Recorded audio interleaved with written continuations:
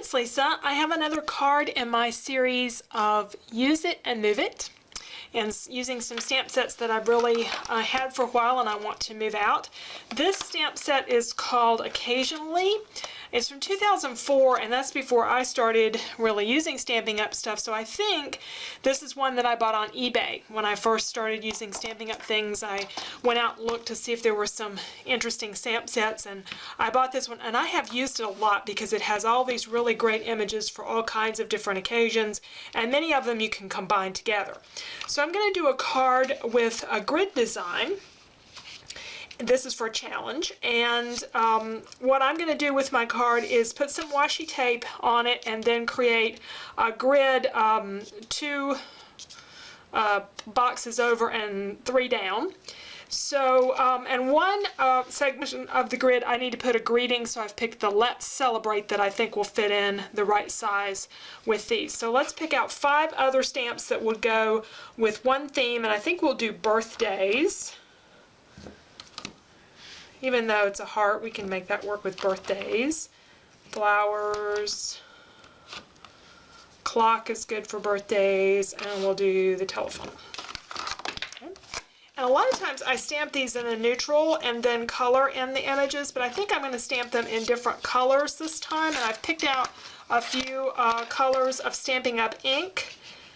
And let's see, I'm going to need one more here. I'm also looking at the washi tape to see maybe putting washi tape, you know, down in the between the different segments, which one might have a good color combo. This would go really well with the colors that I have already pulled out here. I was actually looking at this one, but I don't really quite have the right ink colors. I like this, and I might do... I need some cross colors. Well, we'll get to those. Let's see what other color in here. There's kind of a rust color. Let's see what I have. I have some Dusty Durango, so we'll do that for the rust color. Alright, so I'm just going to stamp these and then cut them out, and then we'll put them on our card base. So, let's kind of give each one a color. I think we'll do the heart with pink.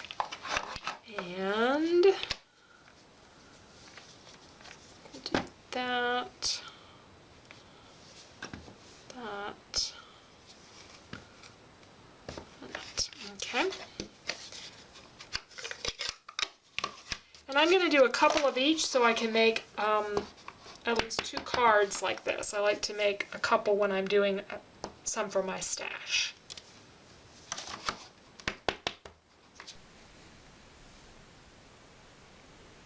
We'll just continue along stamping these in different colors. As I say, I think I've normally stamped them in a neutral and then colored in the inside of the image, like the little heart or the flower.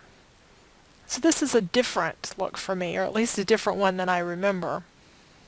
And the challenge I was doing this for a couple of weeks ago when I originally recorded this, we had to use pink, so I needed to get some pink in there.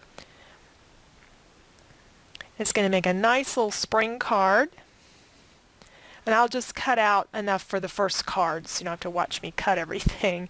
If I had a 1-inch punch, I would use that, or whatever size this is, but I don't. I don't have any square punches. I used to have some Stampin' Up! Or some Creative Memories ones, and they were so hard to use. I sold them on eBay.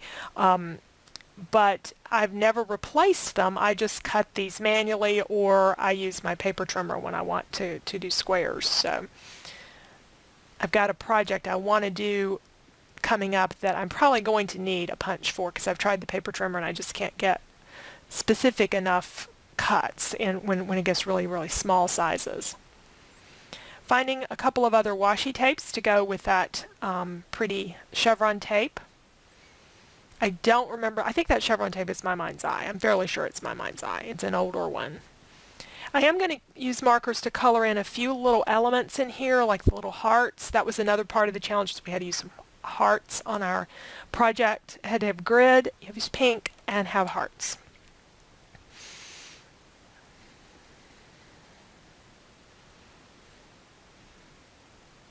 So I took a photograph of my finished card and entered it in the challenge, but I knew that I couldn't get the video up that fast, so I just saved it.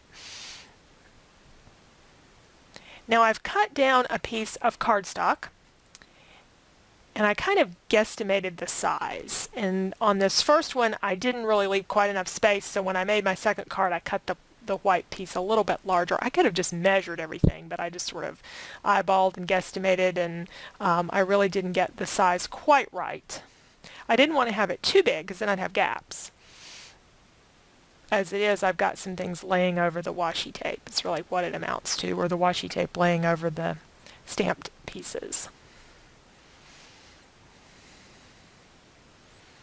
When I got them both done, you could barely tell the difference between the two cards. You know, a lot of these things we fuss over these little details. When you get a project done, you don't notice them that much. But still, it's up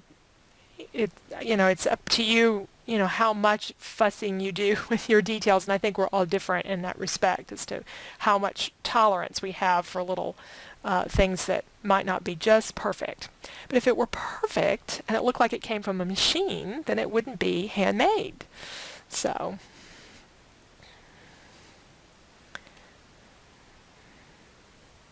all right, so that's going to go on my card, and I'm going to have a fair amount of space. So I put some 6x6 printed paper in the background.